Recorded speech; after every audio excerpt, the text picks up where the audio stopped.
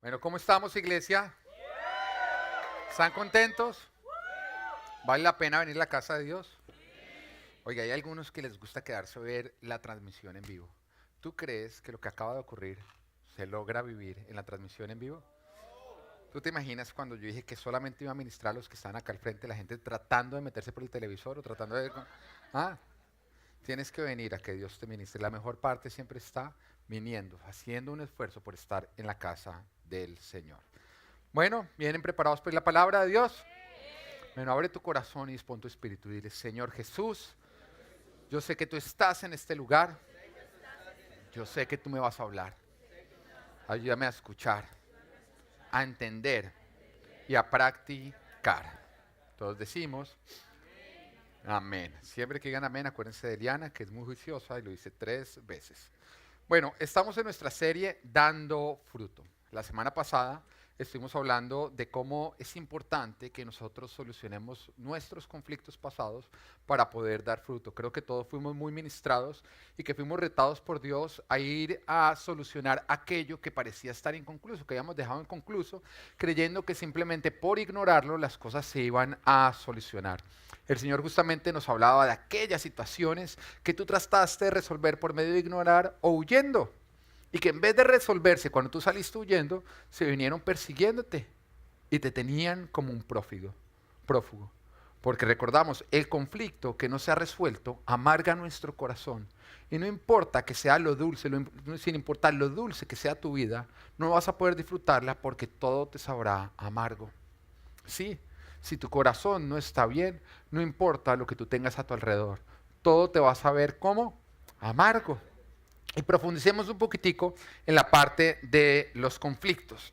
La semana pasada hablábamos de los conflictos que eran producto de nuestro pecado, de errores que nosotros hayamos cometido hacia otras personas, digamos conflictos de los cuales nosotros éramos responsables. Pero hay otros conflictos en los cuales tú no eres responsable, más bien tú eres como víctima de la injusticia de otras personas, pero eso no quiere decir que tú no tengas que ir a resolver dichos conflictos.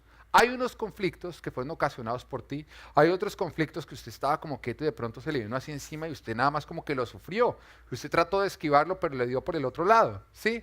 Bueno, esos conflictos también el Señor quiere que tú los resuelvas, pero no se resuelven de la misma manera que el Señor nos decía la vez pasada. Así que vamos a aprender cómo se resuelven el día de hoy. Así que para que los que les gusta anotar, esto es dando fruto, sanando mi pasado. Vamos a sanar nuestro pasado, ¿les parece? Mira, una parte supremamente importante de todo cristiano es practicar el perdón. Tú perdonas porque conoces el perdón. Tú perdonas porque conoces el perdón. Por cuanto tú has recibido el perdón, tú ahora sabes salir a dar el perdón a otras personas. En la parábola que nos habla Jesús de un rey que perdona a un siervo de una deuda enorme que tenía con él, cuando vamos a mirar la deuda enorme o ponemos esa cantidad en dinero de hoy en día, estamos hablando de una deuda billonaria que tenía que ser pagada por una persona cuyo salario era el salario mínimo. Era imposible que con el trabajo de toda su vida él pudiera llegar a pagar esa deuda. Y esa deuda justamente representa lo que es el pecado y nuestras vidas. Es imposible que nosotros, a pesar de que nos esforcemos toda nuestra vida, podamos pagar el precio del pecado. Y como esta persona que recibió el que se le perdonara dicha deuda, se esperaba después de él que él saliera a perdonar. Como él había sido perdonado, él conocía el perdón. Y ahora él tenía que salir a practicarlo.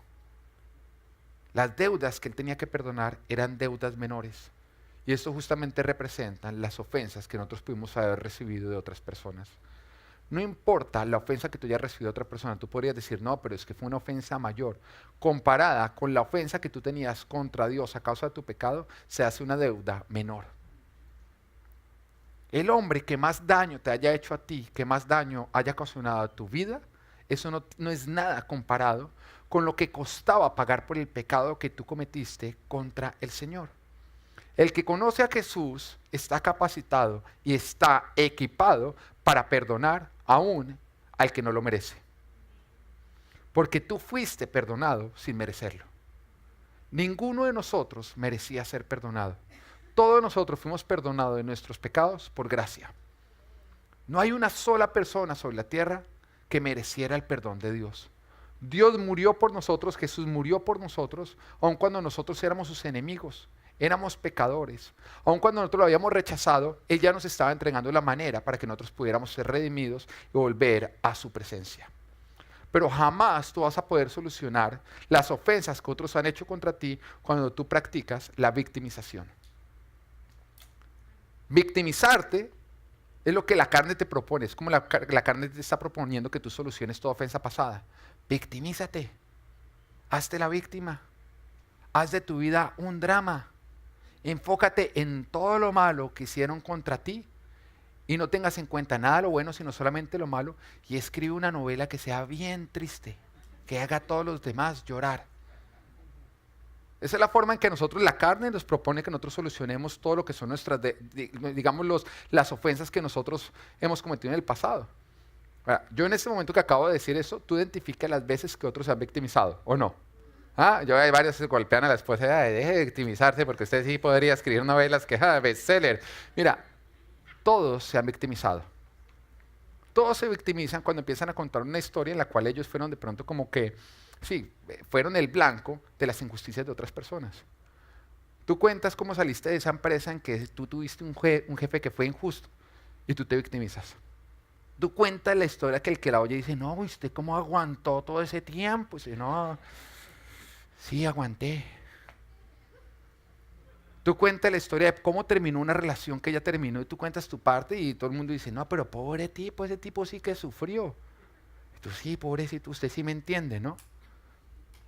Tú también te victimizas. Victimizarte es tener muy claro todas las ofensas que tú recibiste y simplemente tú hacerte la víctima de pobrecito todo lo que yo hice. Normalmente el que se victimiza jamás recuerda lo bueno que hicieron por él. No lo tiene en cuenta. Ni jamás recuerda lo malo que él hizo hacia otros. Porque si él hizo algo malo, sí, pero fue como respuesta al mal que yo recibí. En otras palabras, sus acciones, sus malas acciones están justificadas por las malas acciones de los demás, porque él es víctima. Victimizarte es hacerte la víctima y hacer a todos los demás culpables. Y eso es lo que Satanás quiere que tú hagas, que tú soluciones tus conflictos pasados siempre victimizándote, que tú siempre estés consciente de todas las ofensas que tú recibiste, para de esa manera tú no tener que responsabilizarte de las ofensas que tú hiciste hacia otros y tampoco tener que llevar la cuenta de lo bueno que otros hicieron por ti. Lo más triste es que la persona que tiende a victimizarse es una persona que siempre le da más valor a lo malo que a lo bueno. Yo te pregunto a ti, ¿por qué le vamos a dar más valor a lo malo que a lo bueno? Cuando nosotros miramos relaciones que terminan, esa persona está muy consciente de que fue lo malo que hizo la otra persona para que él decidiera acabar con la relación. Pero jamás repite lo bueno que la persona hizo por él. Si tú estás en un conflicto, lo primero que tú debes hacer es identificar todo lo bueno que tú recibiste de esas personas. Porque eso te centra. Si vas a poner en la balanza lo malo, pon al otro lado lo bueno. Un buen proceso de perdón no arranca por decir lo malo que a ti te hicieron.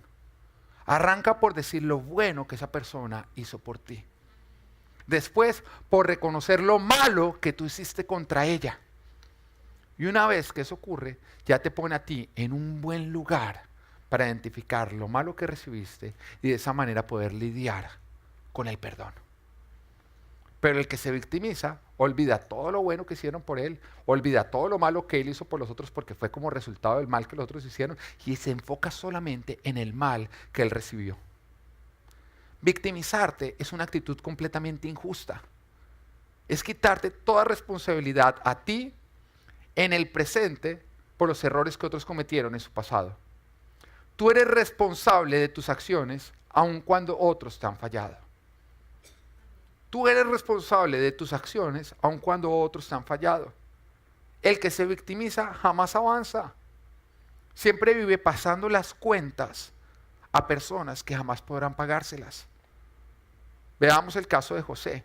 Me encanta José porque yo creo que si alguien podría victimizarse es José. José creció en la casa de su padre, fue vendido cuando tenía 17 años, todavía no menor de edad, fue vendido por sus hermanos a causa de celos como esclavo.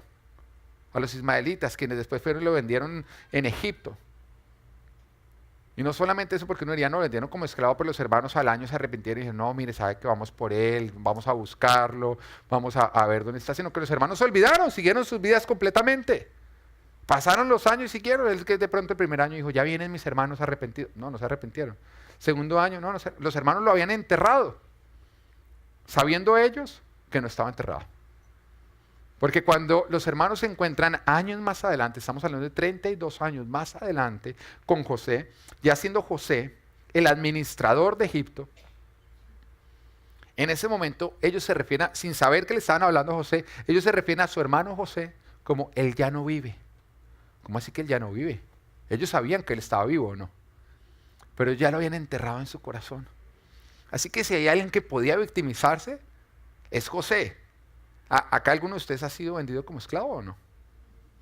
¿No? No, ninguno, ¿no es cierto?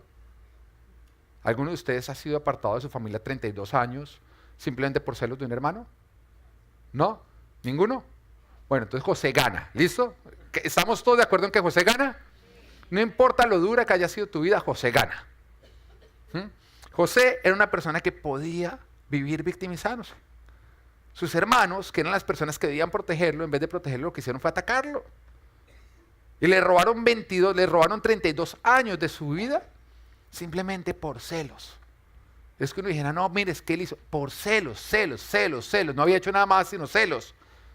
Ser bonito, que el papá le gustara cogerle los cachetes. Eso, por esa razón lo vendieron.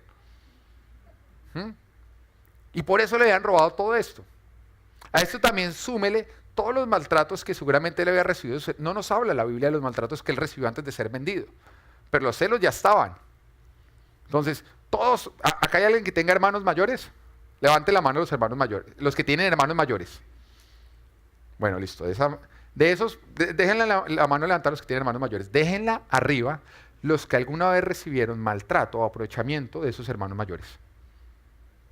Que se aprovecharon de que eran mayores para usted, que era pequeño, para jugársela. Manténgala adelante, ¿no? Nunca se aprovecharon del tamaño para, de pronto, injustamente quitarle su puesto. Nunca se aprovecharon de su tamaño para hacerle, de pronto, travesuras, ¿no? Nunca disfrutaron o nunca se aprovecharon para hacerle matoneo o bullying. Yo creo que de pronto usted no está siendo muy consciente porque dijo, no, yo no me voy a victimizar, pero yo creo que el que tiene hermano mayor alguna vez recibió eso de los hermanos mayores. Bueno, listo. Esos hermanos le tenían celos. Él tenía una larga lista de todas las cosas que los hermanos le habían hecho. No, es que un día yo me levanté y estaba amarrado a la cama. No, es que un día me dejaron durmiendo por fuera. No, es que un día le he todas las cosas que usted alguna vez le hizo a su hermano menor o que si usted es hermano menor, alguna vez le hicieron. Le tenían celos. No era que él hubiera vivido 17 años estando bien. Los hermanos durante 17 años le habían tenido celos a él. Eso fue, digamos, como que la última que él hicieron. O sea, fue, imagínense la travesura, vendámoslo como esclavo, hágale. ¿Esa gana o no?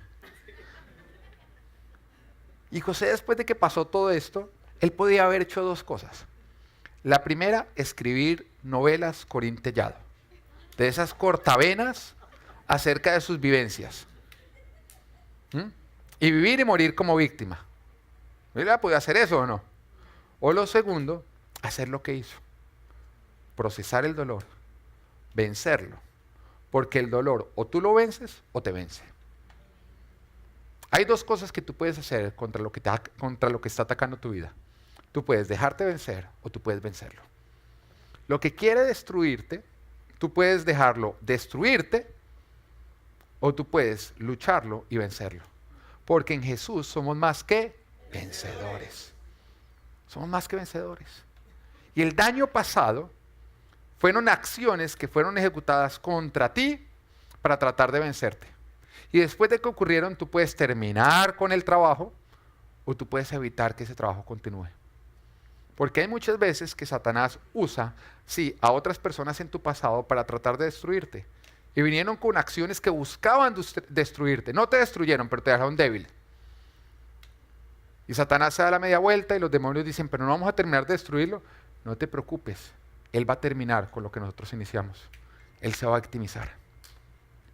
El que se victimiza continúa el trabajo que Satanás inició. de robarse, matarse y destruirse. Así que eso podía haber hecho José. José hubiera podido continuar la misma línea que sus hermanos habían iniciado y acabar con su propia vida.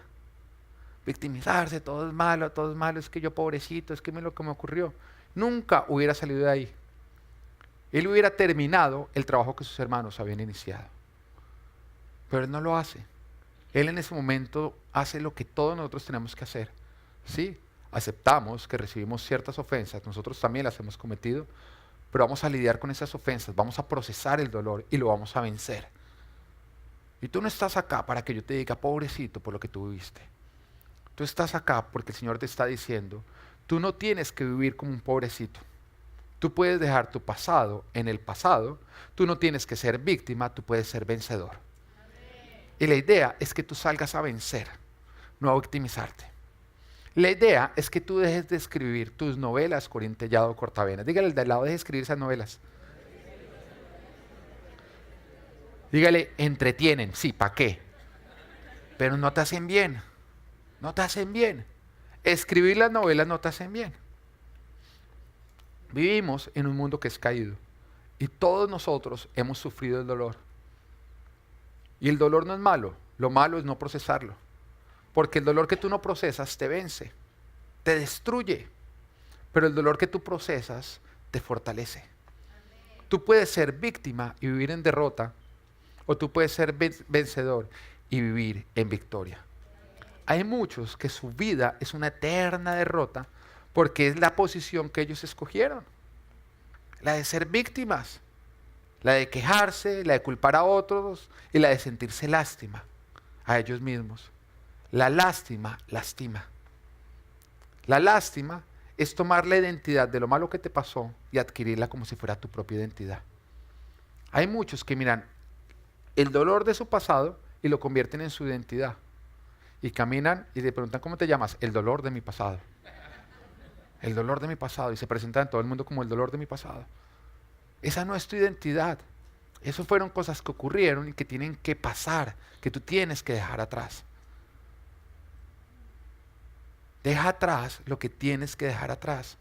Escoge ganar, vence el dolor. Y veamos cómo José logró hacer esto, porque suena bonito, pero bueno, ¿cómo lo logramos? ¿Cómo podemos vencer el dolor?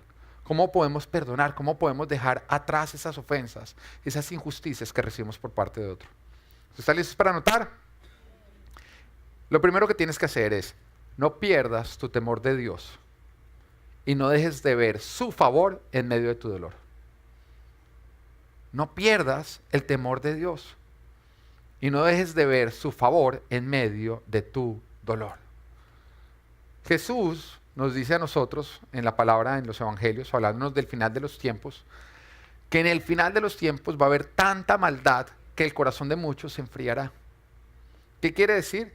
Que la falta de temor en el corazón de otros nos va a tentar a nosotros para perder ese temor. Que cuando tú empiezas a ver tantas personas a tu alrededor que no tienen temor de Dios y que por lo tanto obran con injusticia, tú te vas a ver tentado a perder el temor que tú le tienes a Dios y empezar también a orar con injusticia. Eso es lo que está diciendo Jesús. Al final habrá tanto maldad que el corazón de muchos se enfriará. En otras palabras, como lo decía Star Wars, vas a ir al lado oscuro. Sí, tú puedes ir al lado oscuro, porque el lado oscuro quiere que vayas al lado oscuro. Y cuando tú ves toda esa maldad a tu alrededor, tú puedes vencer el mal con el bien o te puedes dejar vencer. ¿Cómo? Practicando el mal. No te dejes vencer por el mal. Derrótalo. Dejarte vencer por el mal es enlistarte en las filas de Satanás para continuar haciendo lo que él quiere que tú hagas. José jamás perdió su temor de Dios. Y nos cuenta en Génesis capítulo 39, versículo 6, después de que él fue vendido por sus hermanos como esclavo, ellos lo vendieron también para que fuera esclavo de una casa, que era la casa de Potifar. Y nos dice, por esto Potifar dejó todo a cargo de José y tan solo se preocupaba por lo que tenía que comer. Mire, José, a pesar de que había sido vendido como esclavo, él siguió viendo el favor de Dios. Y aún el que lo compró a él podía ver que Dios estaba con él. Uno dice, pero ¿cómo uno puede ver que Dios está con un esclavo? ¿Cómo uno puede ver la bendición de Dios en la vida de un esclavo? Bueno, este la veía. Tan la veía que dijo, sabe que este no va a ser un simple esclavo, este lo va a poner a cargo de todo lo mío, todo lo mío. Él lo va a poder administrar, porque claramente Dios estaba con él. En otras palabras, sus hermanos le habían fallado, pero ¿quién no le había fallado? Sus hermanos lo habían abandonado, pero ¿quién no lo había abandonado? Sus hermanos le habían hecho mal, pero ¿quién no le había hecho mal? Dios. Hay muchos que lo primero que hacen cuando otros lo abandonan es abandonar a Dios. Cuando otros les hacen el mal, culpar a Dios. Y todo lo malo que les ha pasado, empiezan a culparlo en Dios. Dios no fue el que te lo hizo. Dios está contigo a pesar de lo que te hicieron. Dios no te vendió como esclavo, pero Dios está contigo cuando fuiste vendido como esclavo. Dios jamás te ha abandonado. Dios jamás te ha abandonado. Y tú dices, pero ¿por qué Dios permitió entonces que ellos me vendieran como esclavo? Porque Dios a todos los seres humanos nos dio un libre albedrío. Ellos lo usaron mal. No fue Dios el que lo usó mal. Dios siguió siendo fiel a pesar de que ellos no lo fueron. Dios siguió siendo leal a pesar de que ellos no lo fueran. Y cuando tú sufres algo doloroso, tú no puedes permitir que eso doloroso te empañe y te robe el seguir viendo a Dios aún en medio de tu dolor. Eso es lo que quiere Satanás. Quiere que tú te enfoques tanto en tu dolor que tú dejes de ver a Dios y dejes de temer a Dios. Dios no te falló. Otros te fallaron, pero Dios no te falló. Dios jamás te va a fallar. Otros te abandonaron, pero Dios no te abandonó. Dios jamás te va a abandonar. Otros te traicionaron, pero Dios no te traicionó. Dios jamás te va a traicionar. Si no lo hizo Dios, entonces ¿por qué le estás pasando la cuenta de cobro a Dios? No lo hizo Dios. Lo hicieron seres humanos que hicieron mal uso del libre albedrío que Dios les dio. El Señor nos hizo libres. Y libres es que nosotros podemos escoger qué acciones llevamos a cabo y que esas acciones tienen consecuencias. Si Dios quitara las consecuencias de nuestras acciones, que es lo que tú le estás reclamando a Él, Él nos quitaría la libertad. ¿Alguna vez, cuando tú eras chiquito, viste a tus hermanos jugando de pronto un juego de video, Nintendo, Atari para los que somos de una generación más atrás, Telebolito para los que son más atrás, Coca o Yoyo para los que son más atrás, ¿sí? Y uno estaba jugando, yo quiero jugar, y a uno le daban un control que estaba desenchufado. ¿Sí? ¿Alguna vez se lo hicieron? Y le metían, de pronto le metían, a mí me lo hacían así, me metían el control, del enchufar debajo del Atari. Ahí funciona, y uno como creyendo que en ese momento tú tenías el control de las acciones y que esas acciones estaban teniendo consecuencias. Tú simplemente estabas engañado. Porque no importa, las decisiones que tú tomaras no tenían ningún efecto. Si Dios nos diera a nosotros un libre albedrío, pero Él controlara toda la respuesta de ese libre albedrío, cada vez que tú tomas una decisión, Él te la quita y Él la va corrigiendo, nos quitaría el libre albedrío. Sería hacernos creer que nosotros somos libres de decidir cuando realmente no lo somos. Otros han usado mal su libertad y la usaron para hacerte daño.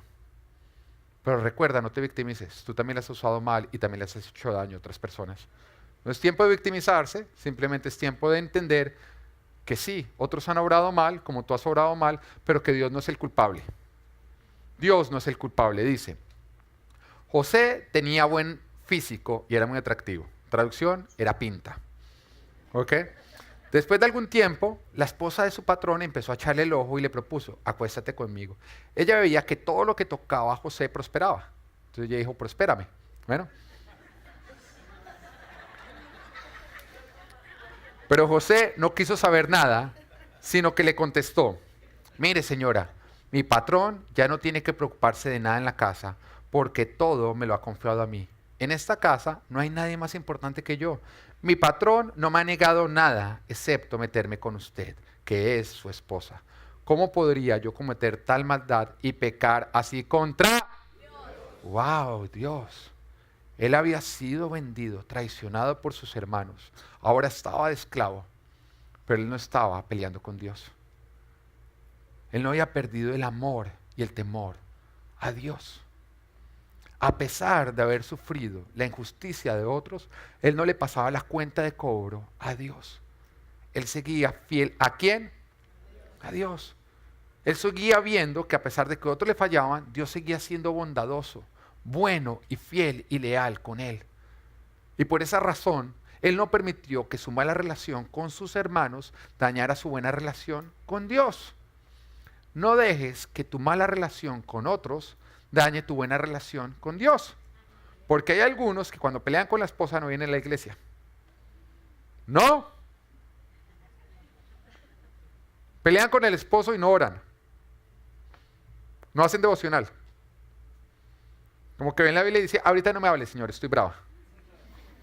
Y Dios, pero ¿yo qué hice? Hay algunos que le falló un líder, un pastor, alguien, y no vuelven a la iglesia. ¿Tú crees que tú castigas al pastor o al líder? Tú estás dañando tu relación con Dios, porque te voy a decir así de claro. Tú no puedes tener una buena relación con Dios si tú no tienes una relación con su iglesia. Porque su iglesia es su esposa. Muchos dicen, es su novia. Sí, es su novia. Novia no significa antes del matrimonio. Novia es recién casada. Es el significado de novia. Es su recién casada, es su novia. Por lo tanto, tú no puedes tener una buena relación con el novio si tú desprecias y estás en enemistad con la novia. Además, cada vez que Jesús iba a sanar, ¿qué hacía? Él tocaba. Tú no puedes ser sanado si tú no te dejas tocar por Jesús. ¿Y el cuerpo de Jesús cuál es? Ok. Si tú estás apartado de la iglesia, tú no puedes ser tocado, no puedes ser sanado. Por eso el Señor dice, no dejen de congregarse. No dejen de congregarse. Hay algunos que en el momento en el que ellos son traicionados, son dañados, le pasan la cuenta de cobro a Dios, se alejan de todo lo de Dios por lo que otros hombres les hicieron. Los hombres te pueden fallar, es más, los hombres te van a fallar. Te van a fallar. Cuando tú me conozcas más cercanamente y si llegas a conocerme más y más y más, porque tú puedes escuchar todas mis prédicas y no saber quién soy yo. Pero si tú me empiezas a conocer cercanamente, yo te voy a decir algo, yo te voy a fallar. Porque yo soy un ser humano. Soy un ser humano que amo a Cristo con todo mi corazón, pero que Cristo todavía está trabajando en mí. Y hay cosas que todavía está trabajando en mí. Pregúntele a mi esposa y verás que sí. Ella me tiene la lista. Ay, qué trabajo el que tiene el Señor. Señor, Dios está trabajando en nosotros. Podemos fallar. Y si cada vez que alguien te falla, tú te apartas de Dios, tú nunca vas a poder estar con Dios. Deja de pasarle la cuenta de cobro a Dios. Otros te fallaron, Dios no te falló. Y cuando otros te fallan, deja de replicar el mal. Porque lo que más estamos tentados, lo que más está tentado a la persona es salir a replicar el mal que le hicieron. Por ejemplo, la mujer que pasa por la infidelidad de su esposo. La primera tentación que ella tiene, ¿cuál es? Ser infiel. Ir a cobrársela a ese desgraciado para que vea lo que se siente. ¿No? La primera tentación que tú tienes cuando alguien te respeta, ¿cuál es? Respetarlo. El abusador, abusar. En otras palabras, la primera tentación que nosotros tenemos es replicar el mal que nosotros recibimos de otras personas. Enlistarnos en las filas de Satanás. Satanás usó a otros para hacerte a ti un mal y ahora te quiere usar a ti para hacerle ese mal a otro. No te dejes contagiar del mal. No te dejes contagiar de Satanás. José no se dejó contagiar. Él se hubiera podido dejar contagiar. En el momento en que se le presentó la esposa de Potifar, él hubiera podido decir, pues bien mal que me ha hecho, yo acá esclavo de todas las cosas, y Dios me ha fallado, y tome para que lleve. Mordé la tentación. Ese hubiera sido su fin, su muerte y la muerte de su familia.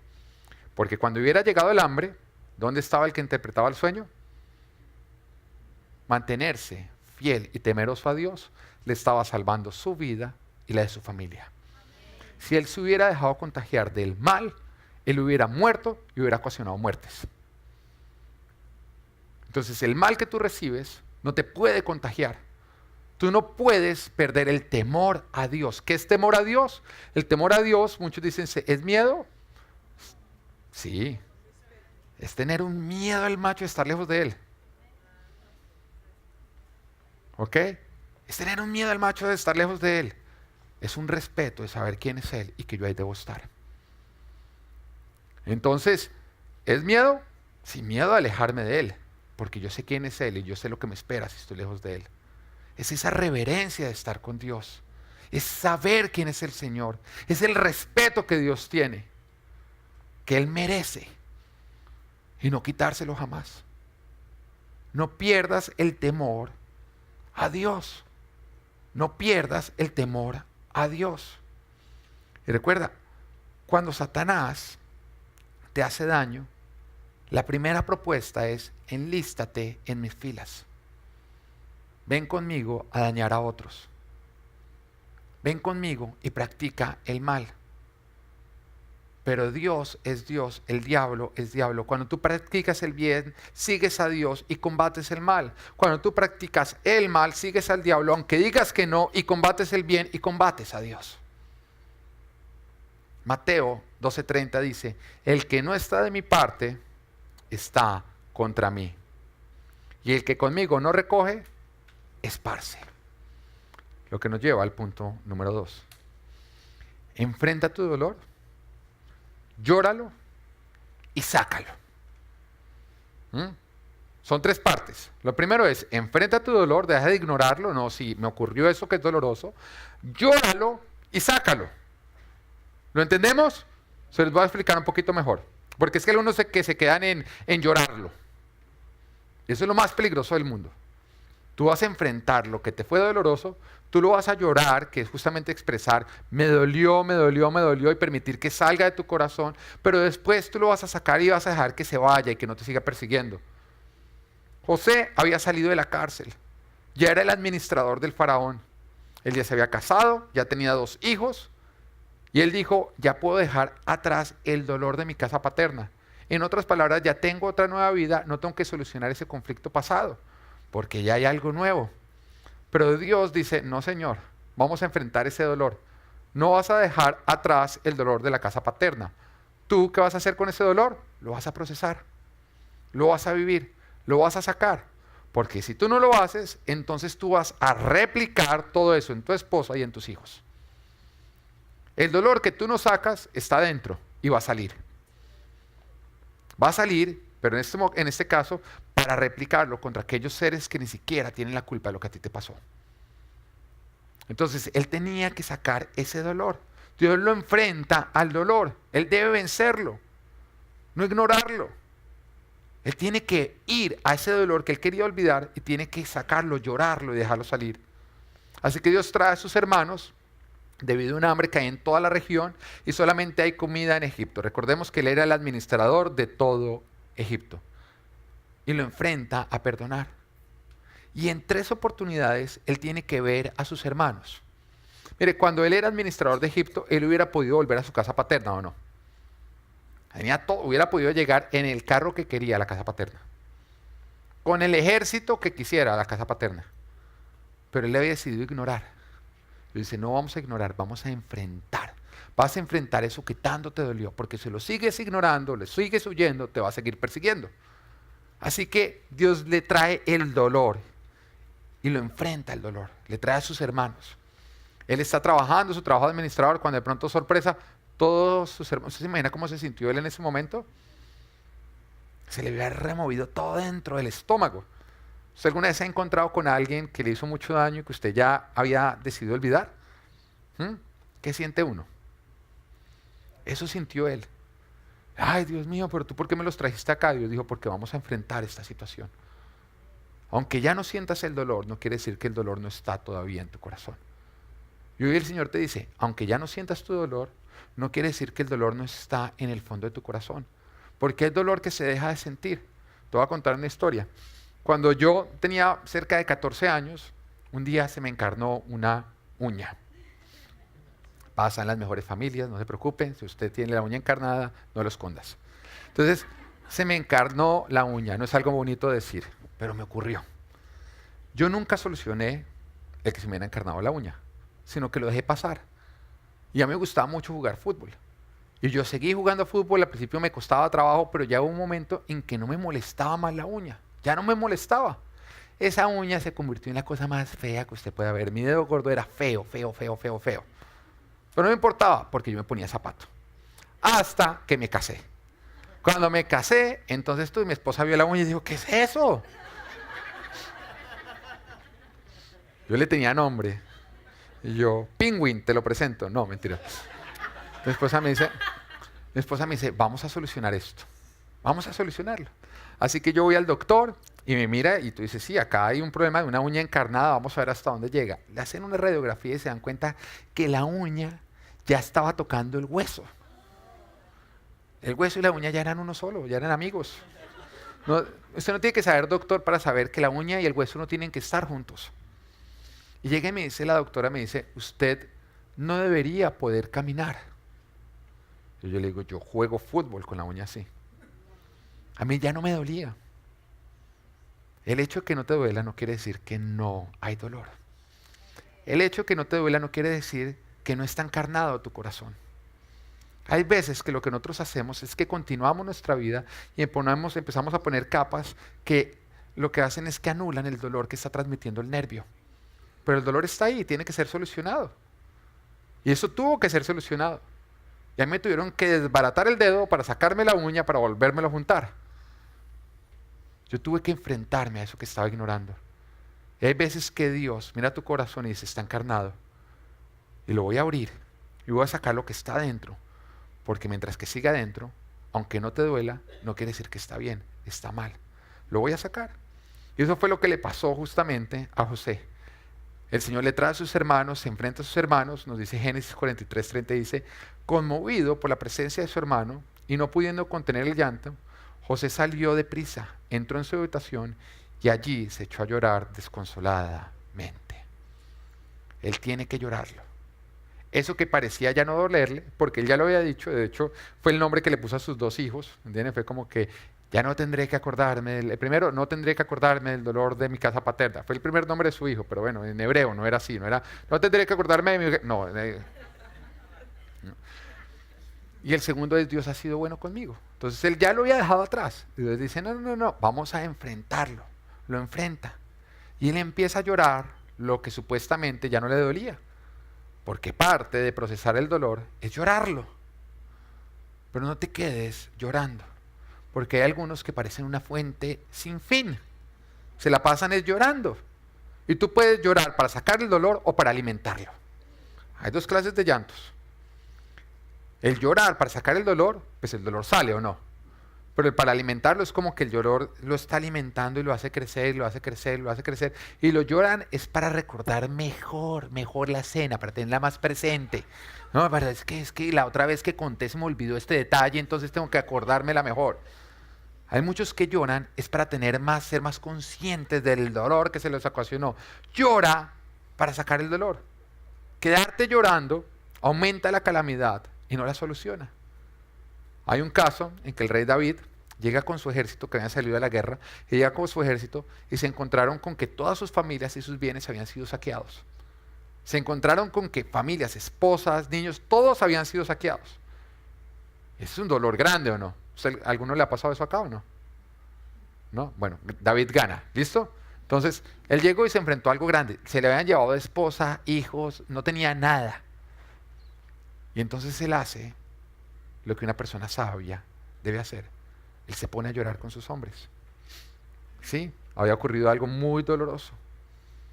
El mismo Jesús lloró cuando llegó donde Lázaro y Lázaro había muerto. Y Jesús sabía que ya estaba por revivirlo.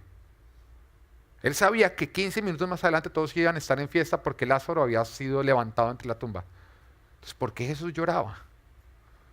Porque lo que Dios va a hacer no significa que lo que ocurrió no sea doloroso. Fue doloroso y tiene que llorarse. Y Jesús les dice a todos los que en ese momento están llorando, no les dice, que esas lágrimas, María, Marta, mire, que estamos cosas, mire, pénese. No, Él las deja llorar y les dice, lloremos juntos, es doloroso, murió. Y otro que estuviera ahí podría decir, Jesús, pero no, que ya lo va a revivir, ¿para qué llora? Y dice, porque lo que ocurrió fue doloroso. Lo que va a ocurrir va a ser razón de fiesta. Pero eso no quiere decir que lo que ocurrió no fue doloroso. Así que lloremos lo doloroso para sacarlo, para que cuando llegue lo bueno, solamente haya razón para fiesta. Cuando tú no lloras lo doloroso y llega lo de fiesta, entonces tú estás riendo y llorando al mismo tiempo y no vas a disfrutar de la fiesta. Pero cuando tú sacas lo doloroso, dejas simplemente lugar ¿para qué? Para la fiesta. Hay bendiciones que Dios te quiere dar y todavía no te las ha podido entregar porque tú todavía sigues con lo doloroso adentro. Y el Señor dice, cuando le dé esto tan bueno, en vez de reír, ¿qué va a hacer? Llorar. Y Dios está diciendo, saca todo ese dolor para que yo te pueda entregar lo bueno, la fiesta. Sí, José estaba disfrutando de un gran momento en su vida. Pero mientras que él no sacabará el dolor de adentro, él no podía disfrutar de las bendiciones y los milagros que Dios estaba haciendo en su vida.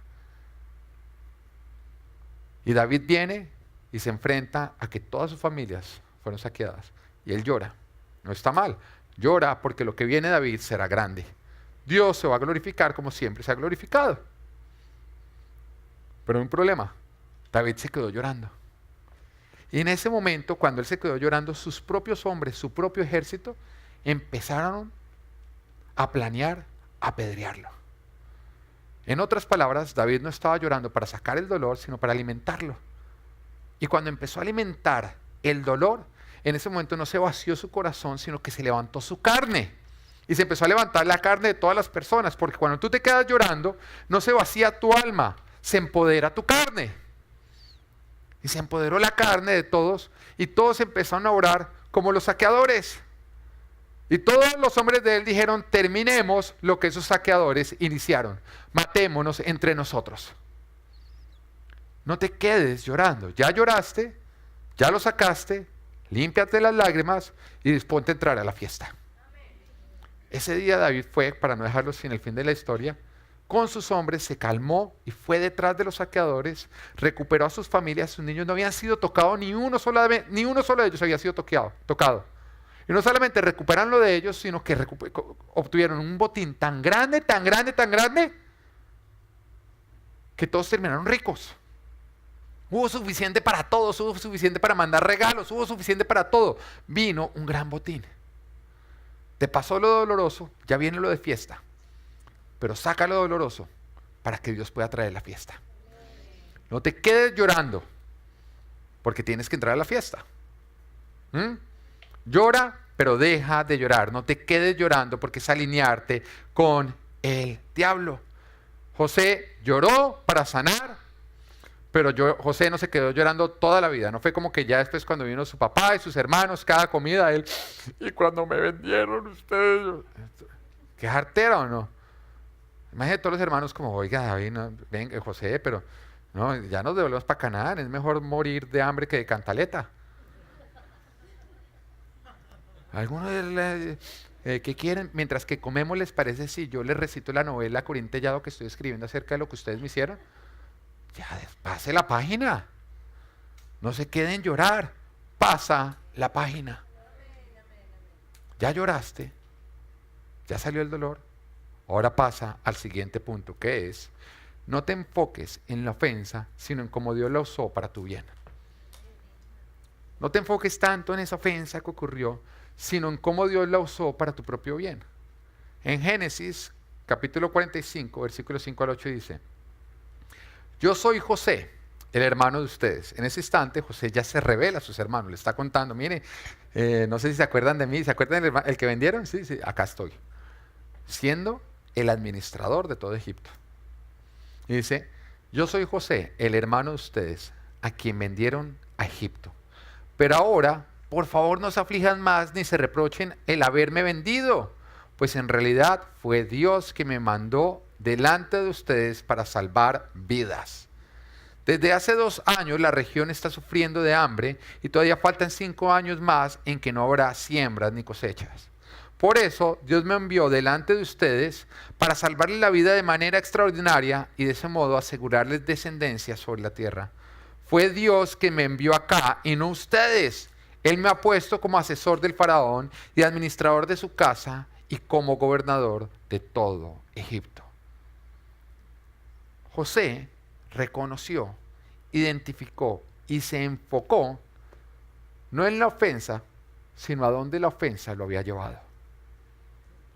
Esa ofensa, que había sido tan dolorosa, había sido clave para que Dios lo pudiera llevar y lo pudiera convertir, lo hubiera convertido en el gobernador de todo Egipto. Lo hubiera salvado a él y hubiera salvado a toda su familia de un gran hambre que venía en camino. Reconoce, identifica y enfócate en cómo Dios usó esas ofensas para traerte hasta acá, para así salvar tu vida, la de tu familia y que finalmente puedas dar fruto. Las ofensas son actos injustos que producen mucho dolor y que te metieron en tormentas que parecían desviarte, pero que realmente le dieron curso a tu vida. Esas ofensas ocasionaron tormentas que parecían estarte robando, pero que realmente le dieron curso a tu vida. Y la mejor prueba de esa es que estás acá. Jesús usa las tormentas que parecen desviarnos para darle dirección a lo que está desviado. La ofensa que había sufrido él era difícil de perdonar. Estamos hablando de José. Él había sido vendido como esclavo, le habían robado 22 años o 32 años de su vida, todo por celos.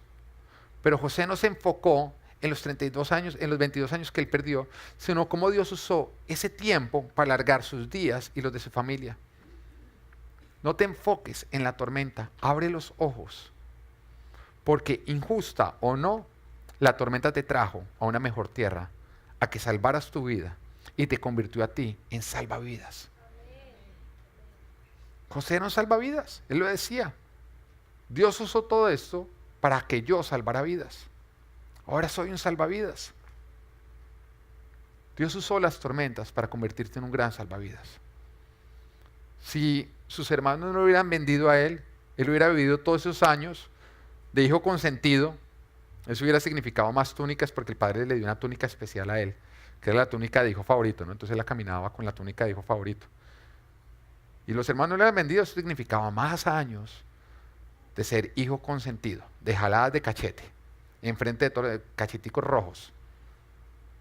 Pero también hubiera significado que los celos que les tenían sus hermanos, que le tenían sus hermanos, no se hubieran solucionado, sino hubieran aumentado, trayéndole más tormentos, más conflictos, y seguramente hubiera sido asesinado, que era la intención inicial de sus hermanos, antes de venderlo. Si no lo hubieran vendido, lo hubieran terminado asesinando. Pero digamos que no, es que él hubiera sobrevivido.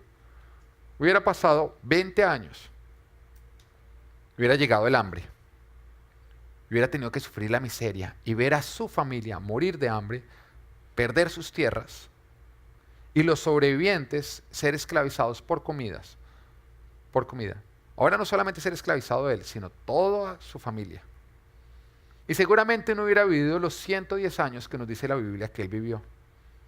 No hubiera desarrollado su relación con Dios, comprometiendo su eternidad.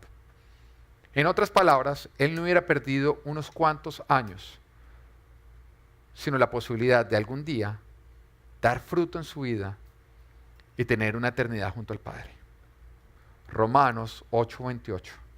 Ahora bien, sabemos que Dios dispone todas las cosas para el bien de quienes lo aman, los que han sido llamados de acuerdo con su promesa, con su propósito. Esta es una promesa en la cual Dios te está diciendo que a pesar de las tormentas que tú estés sufriendo, Dios las va a aprovechar para tu beneficio. Identifica cómo Dios usa esa relación que tanto te dañó, esa tormenta que tanto te dolió, eso que te robaron y nunca te fue devuelto, para traerte hasta acá, a conocerlo y alinearte con su propósito. Y te aclaro, Dios no provocó la tormenta. Dios lo que hizo fue no desaprovecharla.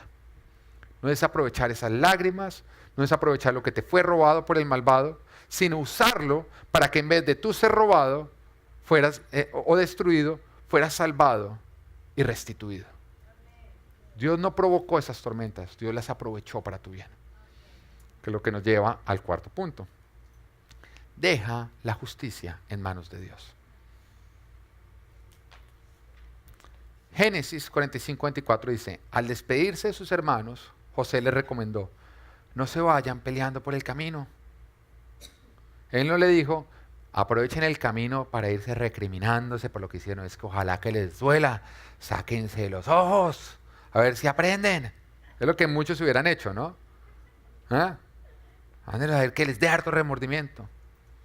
Él no hizo de su descanso ver al malvado pagar por su maldad. No hagas de tu descanso el ver pagar al malvado por su maldad. Hay muchos que dicen: es que hasta que yo no lo vea pagar no voy a descansar. Y cuando tú haces eso, tú te estás apoderando de la justicia y de la venganza. Y eso va a arruinar tu vida. Descansa. No tienes que ver lo que le pasa al malvado, descansa. Deja que el malvado lide con Dios y que Dios lide con el malvado. No es tu responsabilidad ver al malvado pagar por su maldad.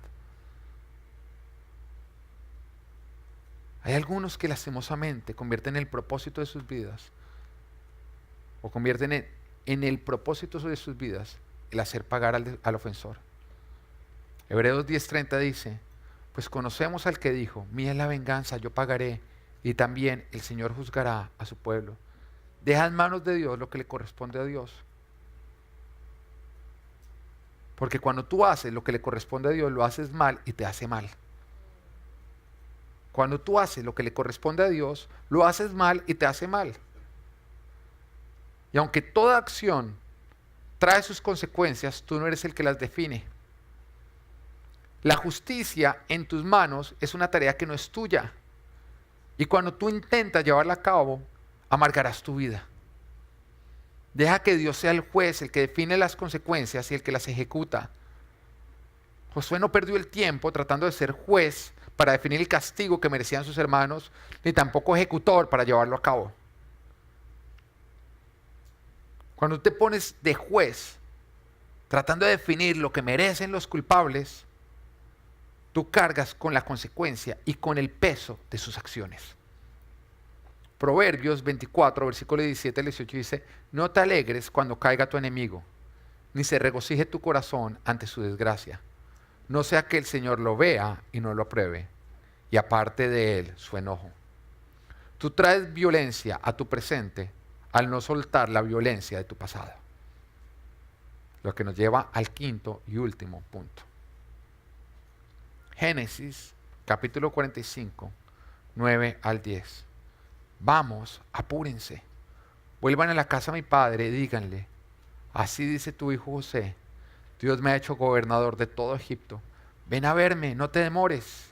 Vivirás en la región de Gosén, cerca de mí, con tus hijos y tus nietos, y con tus ovejas y vacas, y todas tus posesiones. Vive y disfruta la nueva vida que tienes en Jesús. Vive y disfruta la nueva vida que tienes en Jesús. El afán de José no fue retener el pasado, no fue quedarse llorando, sino fue el de aprovechar el futuro, empezando desde el presente, de disfrutar cada día con los suyos, compartiendo todo lo que Dios le había dado. ¿Sí? La semilla tiene que morir para dar fruto, y morir duele. Pero si ya murió, ya lloraste, ya fruto, ya perdonaste, ahora disfruta del fruto que ha llegado a tu vida. José podía o disfrutar la llegada de su familia o insistir en la ofensa pasada. Hay algunos que no están disfrutando todo lo que Dios está haciendo en sus vidas por estar mirando lo que el diablo hizo. Abre tu corazón en este instante. Cierra tus ojos porque Dios te va a hablar. Isaías 43, versículo 18 al 19. Olvida las cosas de antaño, ya no vivas en el pasado.